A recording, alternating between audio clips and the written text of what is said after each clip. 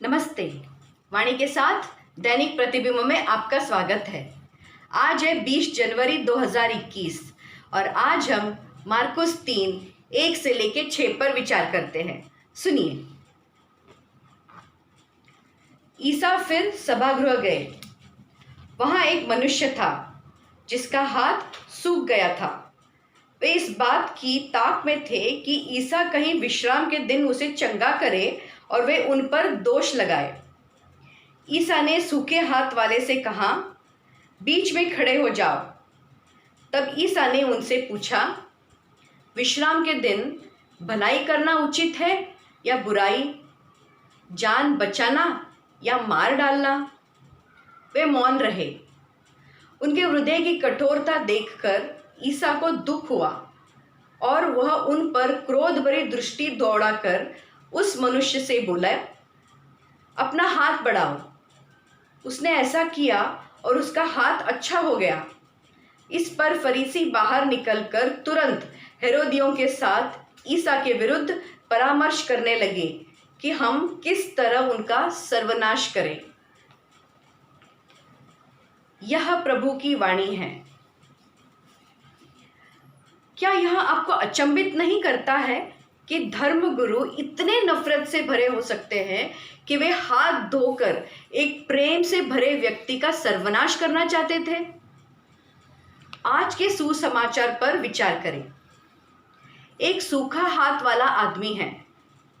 लूका का उल्लेख है कि यह उसका दाहिना हाथ था, जिसका मतलब यह था कि उसकी आजीविका प्रभावित हुई थी। वह सभागृह में प्रार्थना कर रहा है, जो इंगित करता है कि वह विश्वास का आदमी है। क्या धार्मिक नेताओं को उसके प्रति खेदपूर्ण भावना नहीं है? शायद नहीं। उन्होंने शायद महसूस किया कि वह आदमी इसी के लायक था, क्योंकि उनके तर्कपूर्ण तर्क में उनका मानना था कि उसका बाधा उसके पाप का परिणाम था। फिर यीशु उस आदमी के लिए दुख महसूस करता है और उसे चंगा करता है। इस बात पे खुश होने के बजाय पवित्र शास्त्र कहता है कि वे उसका सर्वनाश करने के तरीकों के बारे में सोचने लगे।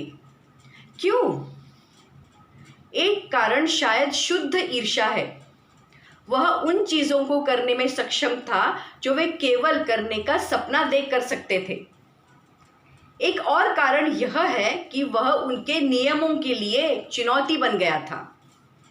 जैसा कि कहा जाता है, सत्ता भ्रष्ट होती है और पूर्णतः भ्रष्टित होती है संपूर्ण शासन। यह भ्रष्टाचार सिर्फ राजनेताओं की नहीं है, बल्कि एक धार्मिक अनुनय लोगों का भी है। अब फरीसियों को यीशु को वर्षों से सुनने का लाभ नहीं मिला। उन्होंने बस उसे समय समय पर बोलते हुए सुना। वे इस बात से भी अज्ञात थे कि वह वास्तव में कौन था। उनके समय में यीशु की मृत्यु नहीं हुई थी और ना ही वह फिर से जीवित हो उठा था। इसलिए यीशु को ईश्वर के पुत्र होने के बारे में उनके संदेह को हम समझ सकते हैं। लेकिन हमारे धार्मिक नेताओं के पास ये बहाने नहीं है। उन्होंने वर्षों से यीशु के बारे में सुना है। वे जानते हैं कि वह ईश्वर है। तो उनमें से कुछ लोग फरीसियों की तरह क्यों बर्ताव करते हैं, जो प्यार के बजाय नफरत से भरे होते हैं, क्षमा करने के बजाय प्रतिशोध, दयालु के बजाय शातिर होते हैं? यही कारण है फरीसियों के भी, या शायद केवल इसलिए उन्होंने कभी भी मसीह के प्रेम और दया की खोज नहीं कर पाए। हर बुरे नेता के लिए हालांकि 100 अच्छे नेता है। जैसे निकोडिमस फरीसियों में एक अच्छा नेता था, वैसे ही हमारे बीच भी अच्छे नेता है। वे दूसरों के प्रति अपने रवैये में मसीह को दर्शाते हैं, विशेष रूप से टूटे हुए और पापियों को।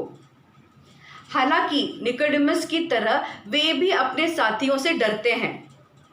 आश्चर्य नहीं, क्योंकि जो लोग सत्ता चाहते हैं वे भयानक काम कर सकते हैं, जैसे कि हमने देखा कि फरीसियों ने यीशु के साथ क्या करना चाहते थे।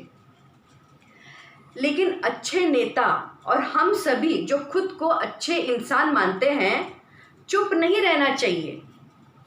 हम सभी को एडमंड बर्ग के शब्दों को याद करना चाहिए। बुराई की जीत सिर्फ एक चीज पर निर्धारित होती है, वह है अच्छे लोगों का चुप रहना और कुछ नहीं करना। दुनिया टूटे हुए लोगों से भरी हुई है, जिन्हें वह सूखे हाथ वाले आदमी की तरह चंगाई की जरूरत है। उन्हें यीशु की जरूरत है। आइए हम उन्हें यीशु के पास ले जाने में मदद करें, या कम से कम ऐसा करने वालों को रोके नहीं। यीशु का प्यार और शांति आपके साथ बना रहे। नमस्ते।